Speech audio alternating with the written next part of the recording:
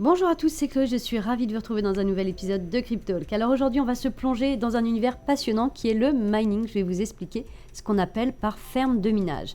Qu'est-ce que c'est? Comment ça fonctionne? Pourquoi ces fermes sont si importantes dans l'écosystème crypto? C'est ce qu'on va découvrir aujourd'hui ensemble. Allez, installez-vous confortablement, c'est parti! Cryptalk, c'est le podcast dédié à la crypto. Alors chaque vendredi, où que vous soyez, embarquez-nous avec vous. Pour commencer, qu'est-ce qu'on appelle une ferme de minage? Eh bien, vous allez imaginer une grande installation qui serait remplie de milliers d'ordinateurs qui minent jour et nuit. Leur mission?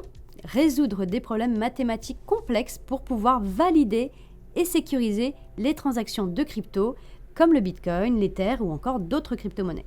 Cette opération, on appelle ça le minage ou encore le mining. Le processus de minage est essentiel pour les cryptos basés sur la technologie blockchain et je vais vous expliquer comment ça fonctionne.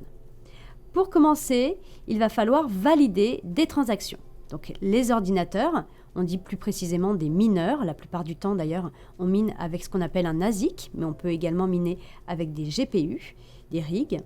Eh bien, ces machines vont valider des transactions en résolvant des problèmes mathématiques. Et chaque transaction qui va être validée va être ajoutée à un bloc de la blockchain. Une fois qu'un bloc est complet, il va être ajouté à la chaîne de blocs, donc la blockchain, et il va créer un enregistrement permanent et sécurisé de toutes ces transactions.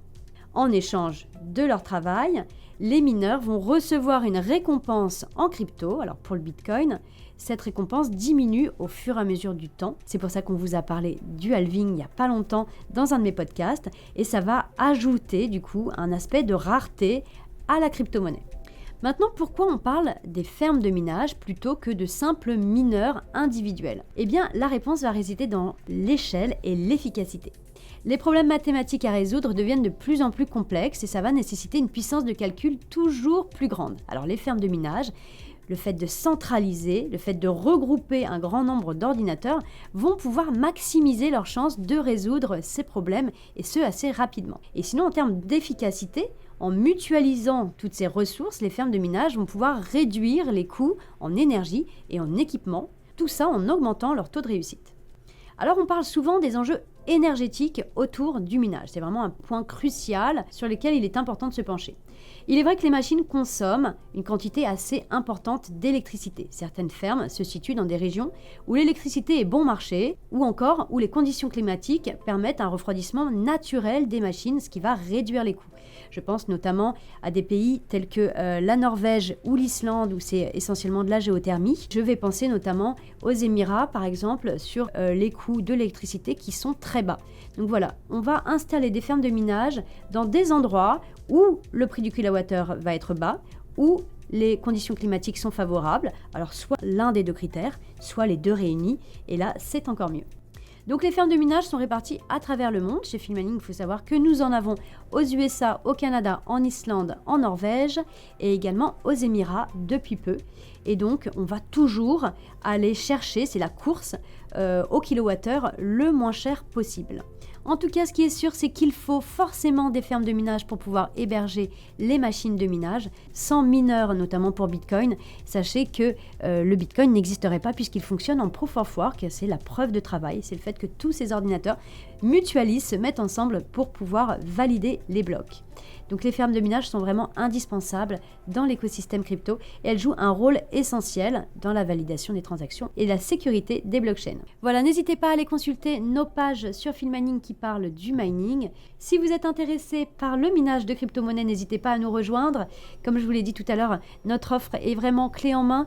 Vous n'avez absolument rien à faire si ce n'est qu'acheter votre machine.